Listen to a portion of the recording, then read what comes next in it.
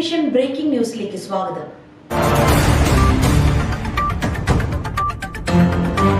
Thiruvananthapuram medical കോളേജിൽ ഡോക്ടറുടെ വെളിപ്പെടുത്തലിന് പിന്നാലെ കോൺഗ്രസ് പ്രതിഷേധ മാർച്ച്. കെ മുരളീധരന്റെ നേതൃത്വത്തിലാണ് പ്രതിഷേധം നടക്കുന്നത്.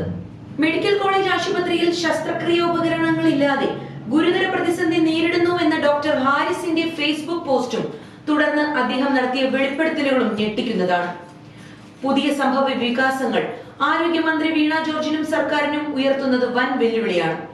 തലപ്പത്തെ കൊടുകാര്യസ്ഥത മൂലം രോഗികൾക്കുണ്ടാകുന്ന ബുദ്ധിമുട്ടുകൾക്കൊപ്പം ഡോക്ടർ നടത്തിയ ഞെട്ടിക്കുന്ന ചില വെളിപ്പെടുത്തലുകൾ ആരോഗ്യ മേഖലയിലെ മാഫിയകളിലേക്കാണോ വിരൽ ചൂണ്ടുന്നത്? പാവപ്പെട്ട രോഗികൾക്ക് മുന്നിൽ നിസ്സഹായനായി നിൽക്കേണ്ടി വരുന്ന ഒരു ഡോക്ടറുടെ വികാരമാണ് ഹാരിസ് പ്രകടിപ്പിച്ചിരിക്കുന്നത്. ഈ സാഹചര്യത്തിൽ താൻ ജോലി രാജിവെക്കുന്ന കാര്യം ആലോചിക്കുന്നതായും യൂറോളജി വിഭാഗം മേധാവി കൂടിയായ ഹാരിസ് തുറന്നു പറഞ്ഞിരുന്നു. തനിക്ക് ചുറ്റും പരിമിതികൾ ഉണ്ടെന്ന് പറഞ്ഞ് മറ്റൊരു പോസ്റ്റിലൂടെ തന്റെ നിസ്സഹായ അവസ്ഥ അറിയിച്ച് സമൂഹ മാധ്യമങ്ങളിൽ കുറിക്കുകയും ചെയ്തു. FB പോസ്റ്റ് അദ്ദേഹം പിൻവലിച്ചെങ്കിലും വിവാദം കത്തിപ്പടരുകയാണ്. ഗവൺമെന്റ് ആശുപത്രികളിലെ ഈ പ്രതിസന്ധികൾ സർക്കാർ എങ്ങനെയാണ് പരിഹരിക്കുന്നതെന്ന് കണ്ടറിയാം.